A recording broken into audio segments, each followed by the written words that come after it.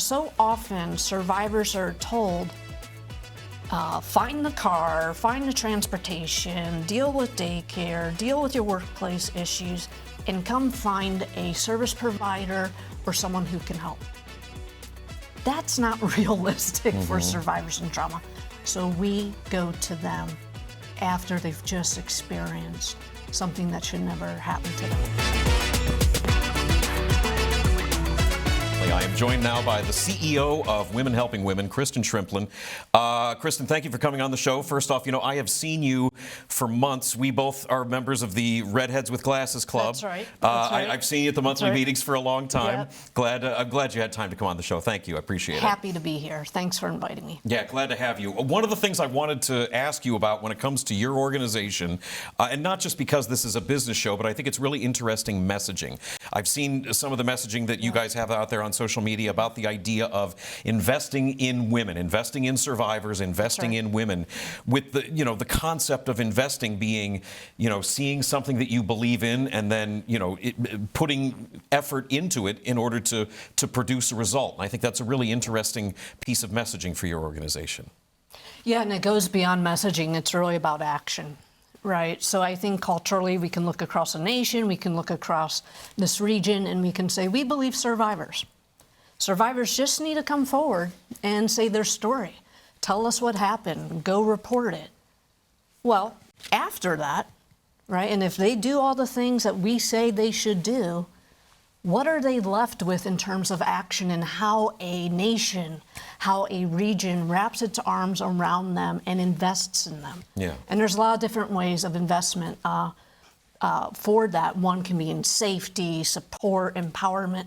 But also at the end of the day, we are very clear on when there is no economic safety, there isn't safety. And so that's very important for us when we say believe survivors and invest in survivors. We have to couple that with action.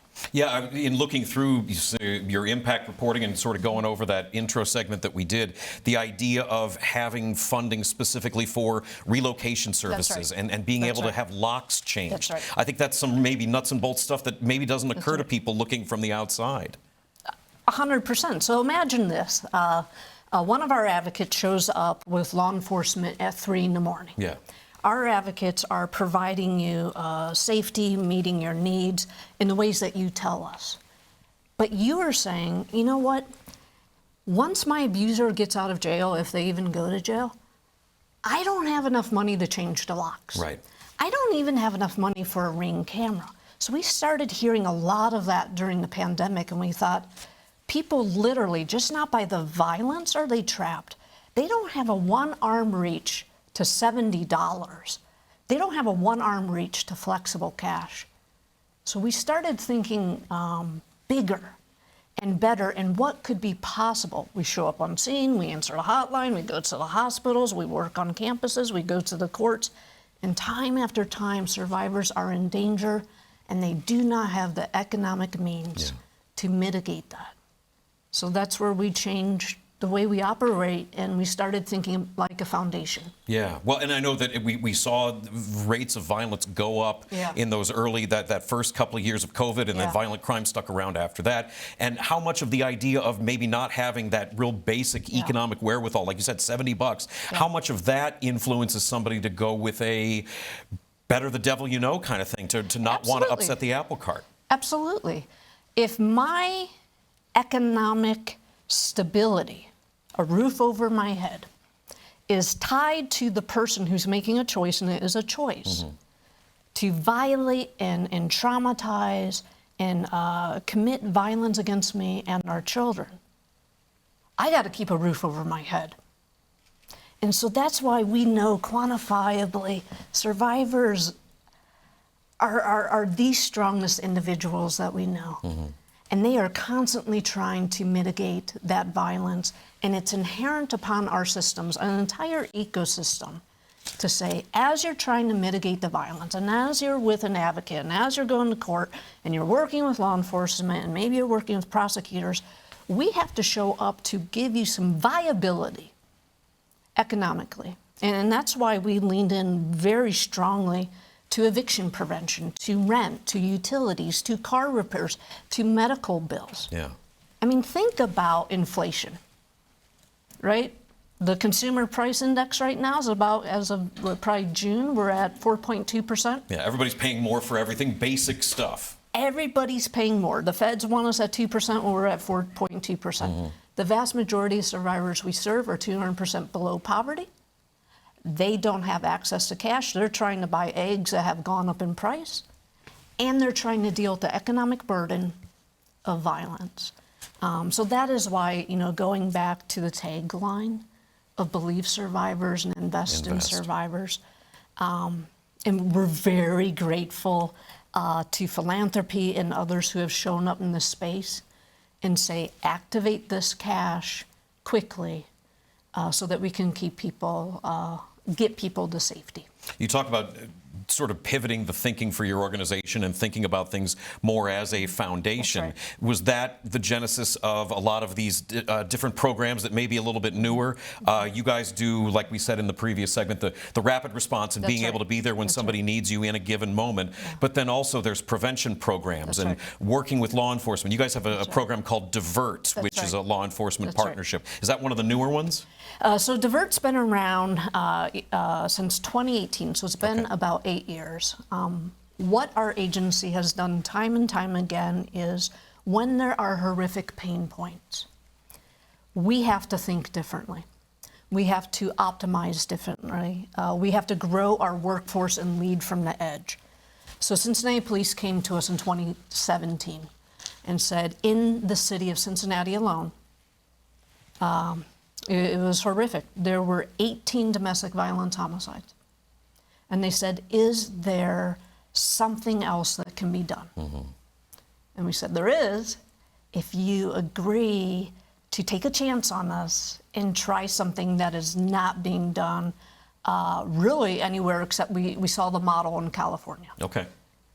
Their leadership was incredible. And they said yes. So that is how Divert started. We launched it on a seed investment of $100,000 in 2018.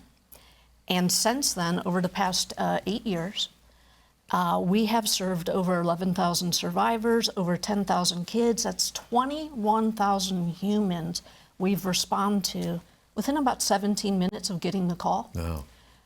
And our advocates go on scene, so we flip the script. Yeah, this is the uniqueness of the program. It is. So often survivors are told, find the car, find the transportation, deal with daycare, deal with your workplace issues, and come find a service provider or someone who can help. That's not realistic for survivors in trauma. So we go to them after they've just experienced something that should never happen to them. And this is what I want to dial into. In those 8 years, the 21,000 humans we showed up in partnership with law enforcement, which has now grown throughout Hamilton County, there has not been one domestic violence homicide among those we have served. Oh, wow. That has changed the trajectory of safety. And this is why we are very clear in the push we need to make in Ohio. It shouldn't matter your zip code. You should have this response of on scene, because last year Ohio had a 37% increase in domestic violence homicide. That's a big jump. It is huge. It is a record that has not occurred ever since they've been measuring fatalities. Yeah. And honestly, it's not rocket science to do partnerships with law enforcement. It's not rocket science to get advocates on scene 24/7. And if our agency back in the day on $100,000 could get that seed investment and do it, right. Now obviously we've grown what that cost is, but if we could have done it, I believe that other entities throughout the state can do this. Have you seen that? Has it spread anywhere else in Ohio, in the region? It hasn't taken off, despite the results. That's right. So I think what we have to focus on is a mindset shift here with policy. And we have to ask ourselves as Ohioans, what is the next lever to pull for infrastructure of safety? University of Cincinnati did a 5-year longitudinal study. This is evidence-based. Nationally, leaders from across government entities have been asking us to come in to talk about this incredible work that came out of Cincinnati. We are trying to expand this in our service region. We need to get it out to a rural region in Adams County. We want to get it to Butler as well. But anyone following the news can see, unfortunately, there's a huge uptick in domestic violence homicides in 2026 throughout Ohio. And my heart goes out to all the regions where they deserve to have on-scene response. Well, and because of that increased demand, I don't mean to frame this in a supply and demand sort of vein, but because there is that much more of a need than there used to be, that means there's going to be more that is required of you guys. That's right. There's more demand on your end to respond more. How has that worked as far as the funding? You've got, we mentioned in the previous bits, there is some government funding, but it seems like some of that has been changing is the most nice way to put it. And you guys have your, it's called, the Rise Beyond Violence Growth Campaign. That's been going for the last few years. That's a 5-year campaign looking to really expand how much service you can provide. How's that been going? That's been great. We're finishing up on the 5th year, so we were very fortunate with the generosity in this region through public-private leveraging of funding, where the goal was to raise $5.6 million, and we raised $10 million. Wow! Congratulations, that's tremendous. Well, thank you. And the whole part of it, I think it confused people in the beginning when we talked about the need, and they said, "Well, do you want to build something?" And we're like, "No, we're not into bricks and mortar." Well, no, surely you want to create a capital campaign. And we said, no, we're not about bricks and mortar. We need to build the rapid response to get to survivors wherever they may be as a community-based agency. It took a while to change some of that conventional wisdom, and nothing against capital campaigns, but ours was about programmatic growth. And it has been huge, and it even caught the attention. It wasn't part of the $10 million we raised, but it did catch the national attention of Mackenzie Scott. Oh, yeah. And we were incredibly grateful for that. When you talk about the market, that's what keeps me up at night, in addition to the increased gender-based violence. You mentioned COVID. Well, yes, there was a huge spike. It has not gone down. Yeah, right. It didn't just magically go away. It hasn't. It has only increased. This year, we are seeing more violence, chronic violence, strangulation, weapon use than we've ever seen. And just to kind of concretize that a little bit, we partner with 26 hospitals. So if a survivor went into an ER room right now, we're dispatched, and we go on scene. This year, just in our hospital response service line, compared to last year at this time, over 160% increase. Now, our funding has not increased 160%. In fact, volatility, over-dependency in some of the areas of government, we've lost funding. It's a very difficult thing to navigate through a business mindset, because we have two bottom lines. We have the mission impact, and we have to look at the funding and diversification of the capital stack that's coming in. Our biggest funding base has been government historically. It empowered us to do a lot. But we are weathering those storms, and we have made a commitment to our region with very rational logic, no matter what. Yeah, you guys are sort of like Sisyphus, just pushing that rock all the time. That's right. And changing and trying to change minds, on a variety of fronts. Kristen, this is an organization that started in the 70s. That's right. College kids that just wanted to have and who were sleeping on a cot to be able to work in shifts to answer the phone. What is it like for you to be at the helm of this organization? You came into it, 2015? That's correct, yep. What is it like for you to come into stewardship of an organization that's been going for 50-odd years? Honestly, and I really mean this, It's an honor. It's a real honor. I have met our founders. And to listen to why they started the agency. And to your point, back in 1973, that's the year I was born. And the fire they had in their belly in 1973, and the pushback, frankly, once they started saying this is what we have to show up and support, there was a lot of pushback to them and even their safety. They still, to this day, have that fire in their belly. So it's very meaningful to me when I come into, a mission like this. I'm just one of many along that line who can wake up every day and go to sleep every night recommitting to that fire in the belly. You guys have seen such, a lot of growth in the last few years in terms of programming and funding and staffing, which is great. I want to ask about what you have to do as the head of this organization, and you've been, I looked up a little bit of resume snooping on you. You've been sort of working in this field, for lack of a better term, for a long time, doing stuff with the YWCA that was focused on this stuff, the shelter work that you've done. So it feels like it's a calling. What have you figured out as a leader in this field that helps you deal with dealing with the struggle and seeing the pain and stuff that you see all the time? How do you process that from a leadership perspective? I think you double down. I really do. I think you absolutely have to process it through in coming in to be of service to a mission and into a movement, because this is a movement. This movement has been around for decades and decades and decades.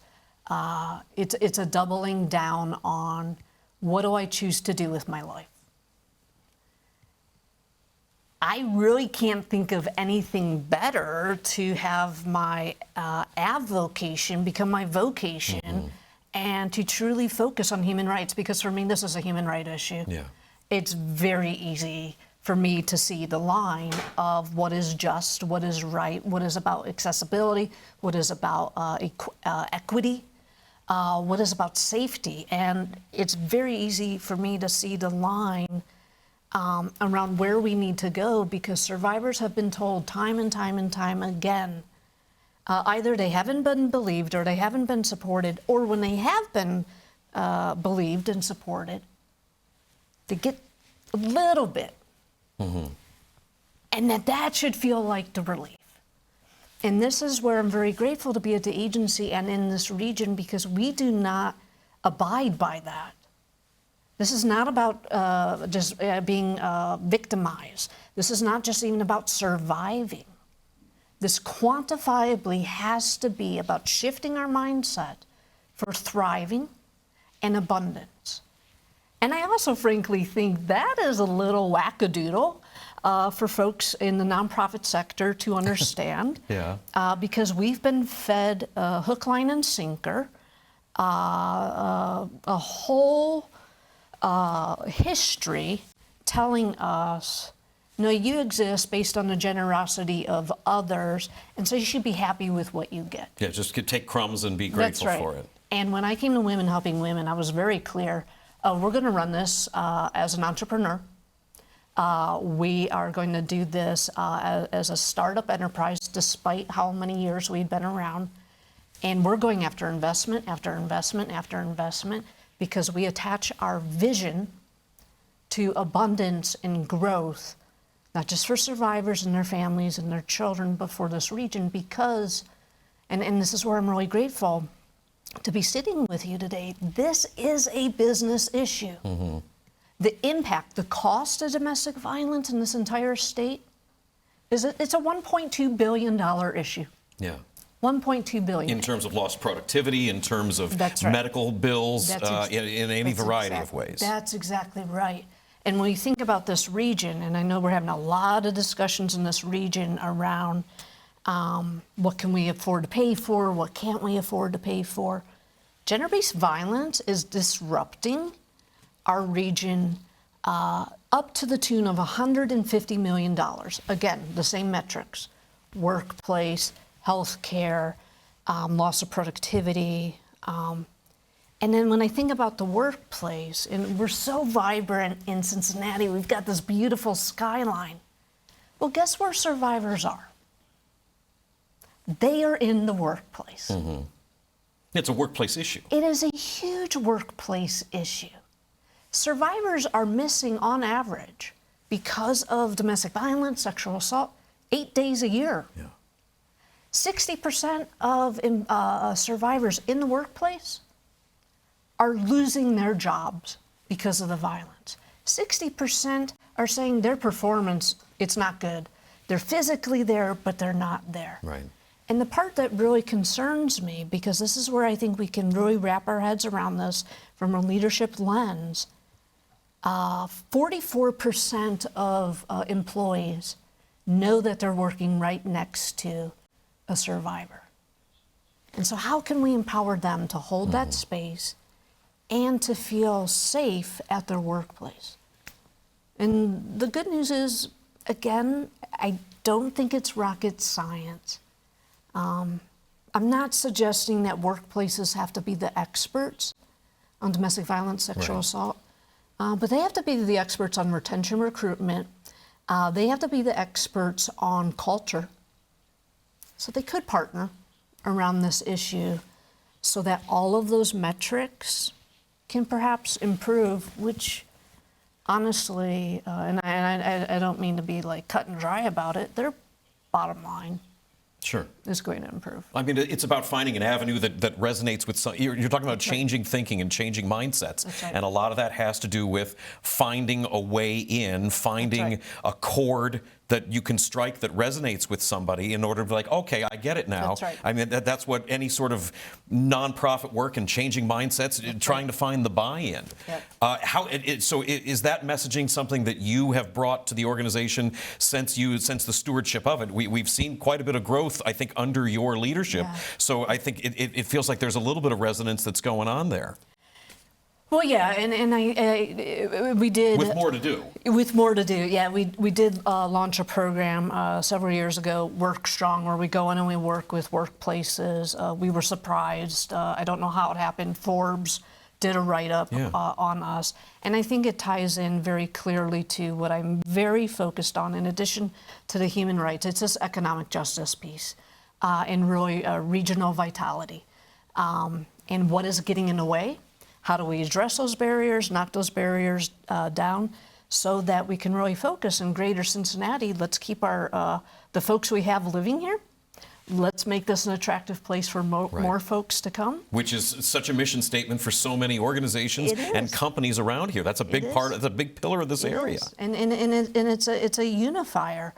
And honestly, I think I come to that lens because I know what it's like at a younger age to show up to the workplace injured, and my employer saying, bandage that hand, keep it out of eyesight, work the cash register.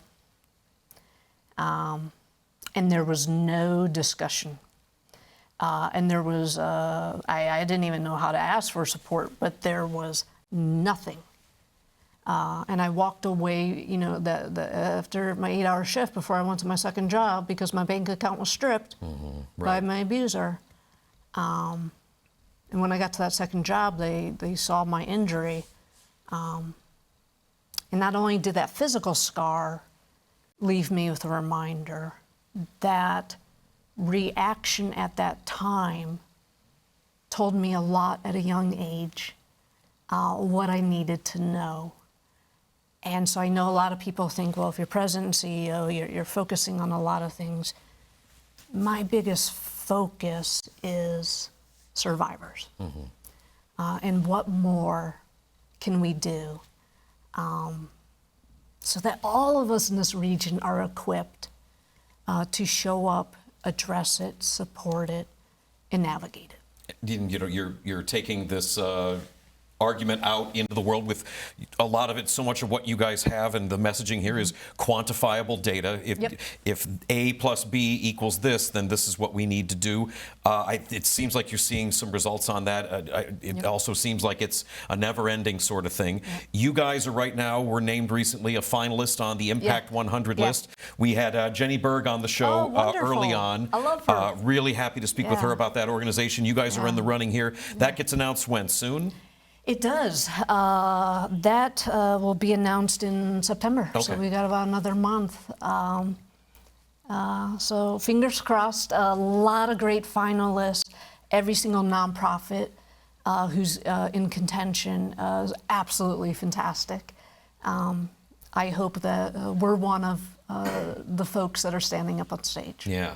Any events coming up? In terms of, I don't know, public events, social things, fundraisers. Do you guys have any events that you want to put on the radar for folks that might be coming up in the next few weeks or months? I was sort of looking around. You know, our agency's a little bit different. Yeah, I noticed that. For better or for worse, nothing against entities that do galas and things like that. We're trying to really focus on where do we put our time and attention with strategy, stewardship, and dollars. For us, we have found it to be difficult for a gala where people want to come and hear about domestic violence and sexual assault. You know, and part of it could just be my lens.